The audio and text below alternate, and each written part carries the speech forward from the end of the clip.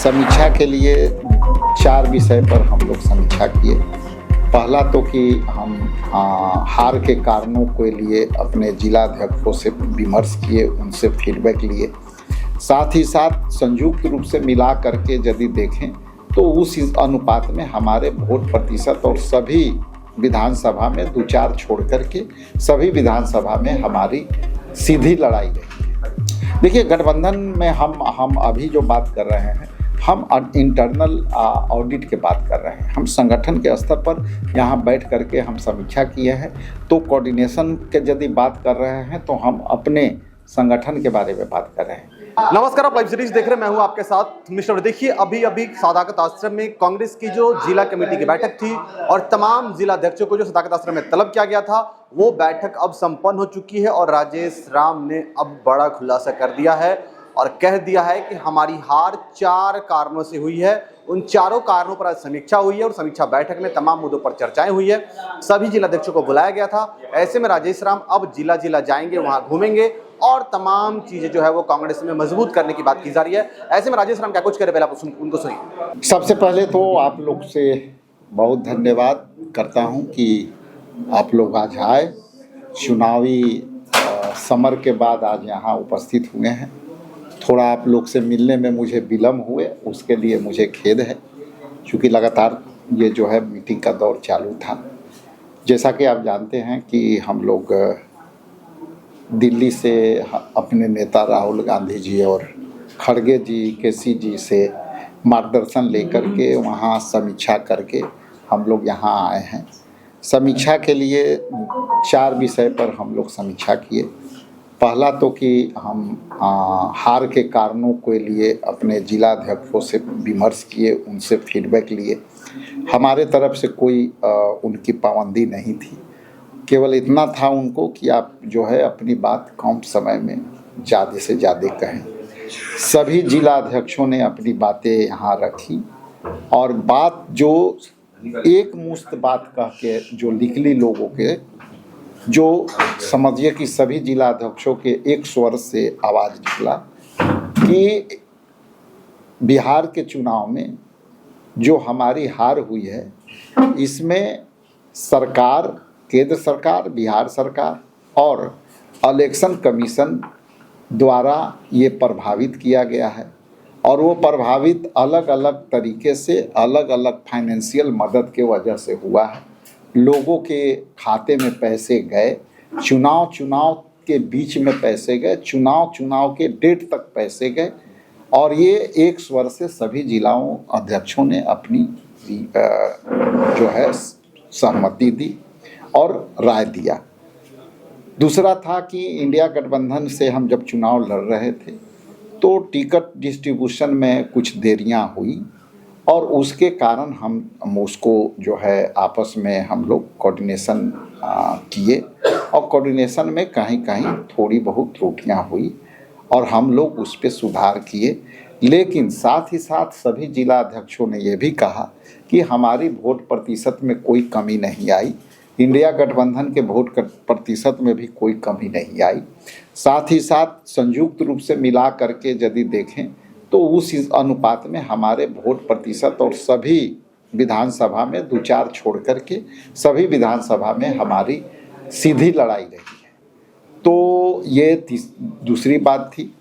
तीसरी बात जो सामने आई कि कई ऐसे पहलू आए हैं जो पार्टी के नेतृत्वकर्ता ने कहा है कि हम बहुत ही गंभीरता से हम संगठन को खड़ा करेंगे और संगठन खड़ा करने के लिए अलग अलग तरीके से हम लोग करेंगे, जिसमें मैं खुद बहुत ही जल्दी ज़िले में जा रहे हैं और ज़िले के स्ट्रक्चर, खास करके जिला अध्यक्ष का जो कमिटियां हैं, ब्लॉक के कमिटियां हैं, प्रखंड अध्यक्ष के कमिटियां हैं, इसके लिए हम लोग को शीघ्र से शीघ्र उसको गठन कर देना चाहिए ताकि हम संगठन के स्ट्रक्चर को पूरी तरह से जो है मूवेबल और मोबिलाइज कर सके। चौथा जो इशू था कि हम आंतरिक तौर से हम कहीं ना कहीं पार्टी में के अंदर भी कुछ लोगों ने अपनी अपनी हिसाब से जो है सहयोग किया, लेकिन कई ऐसे भी बातें आई कि जिला स्तर पर थोड़ी बहुत हमें समीक्षा करके चिन्हित करना होगा कि पार्टी में जो लॉयल वर्कर हैं वो कैसे छूट गए और उनको हम आगे कैसे लावें।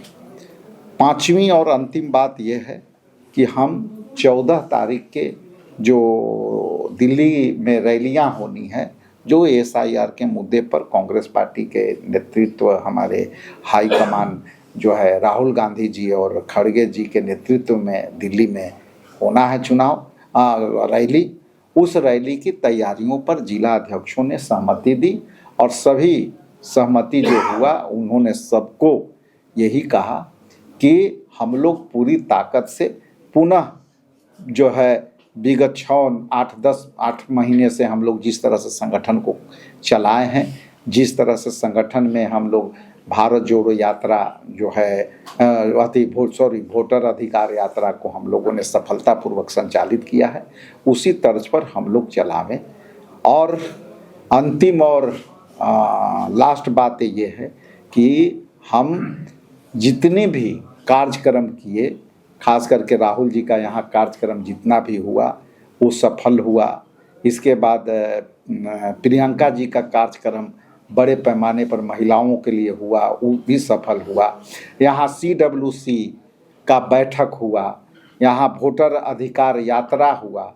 तो ये सारे कार्यक्रम गांधी मैदान में जो है हम लोगों ने जो समापन वो दिए थे, वो समापन भी हम लोगों ने बहुत ताकत से किया। तो इन बातों की भी समीक्षा की गई कि पिछले 8 महीनों 9 महीनों में जो बिहार प्रदेश कांग्रेस कमेटी ने और AICC ने जितना हमें सहयोग दिया, उसके लिए भी अंत में धन्यवाद दिया गया कि विगत 8 महीनों में पार्टी ने जिस तरह से ताकत लगाया, पार्टी ने जिस तरह से लोगों में जा करके एक चर्चा लाई, खास करके माई बहन मान योजना है और अन्य सभी स्कीमों, सब जिला पर डोर टू डोर कैंपेनिंग, झंडा कार्यक्रम कैंपेनिंग, ये सभी कैंपेनिंग सफल रहे। लास्ट में चुनाव हार गए, इससे हरासमेंट नहीं होना है, इससे सबक लेकर के हमको विगत 6 महीनों में जो हम काम किए हैं उसी तर्ज पर हमें आगे बढ़ना है। कांग्रेस अकेले आगे जाएगी या गठबंधन के साथ रहेगी? देखिए, एकदम सीधी बात है और सटीक बात है। हमारा गठबंधन चुनावी गठबंधन है और हम चुनाव के समय ये गठबंधन करते हैं। अब चुनाव होने हैं 5 साल बाद और 4 साल बाद, तो चुनावी गठबंधन का सवाल अभी हम समझते हैं कि ये गैर वाजिब है। हम अपने संगठन को इन चुनावों के लिए, आगामी जो चुनाव आएंगे लोकसभा और उसके बाद विधानसभा, उसके लिए हम अपने आप को कैसे तैयार कर सकते हैं, अपने आप को कैसे मजबूत कर सकते हैं, संगठन को कैसे खड़ा कर सकते हैं, बड़े लीडरों के कैसे साथ ले सकते हैं, ये हमारे लिए चुनौती है। ये एक लाइन का बात है कि हमारा गठबंधन चुनावी गठबंधन है और चुनाव 5 साल पर आते हैं, तो उस पर अभी विशेष चर्चा करना और इस पर हम समझते हैं कि कोई सवाल का उत्तर देना गैरवाजिब होगा। जब चुनाव होते हैं तो गठबंधन सभी पार्टियां करती हैं, खास करके BJP भी कहती है कि हम देश में बड़े पार्टी हैं, बड़े संगठन वाले हैं, तो बिहार में भी वो भी जो है गठबंधन पर चल रही है। इसलिए गठबंधन के बाद चुनावी वर्ष में ये चर्चा होना ज़्यादा बढ़िया है। कोऑर्डिनेशन की कमी सर एक बड़ा सवाल उठाया गया। जिलाध्यक्षों ने कहा कि कोऑर्डिनेशन की कमी, आपके खिलाफ भी साजिश के तहत उम्मीदवार उतारा गया।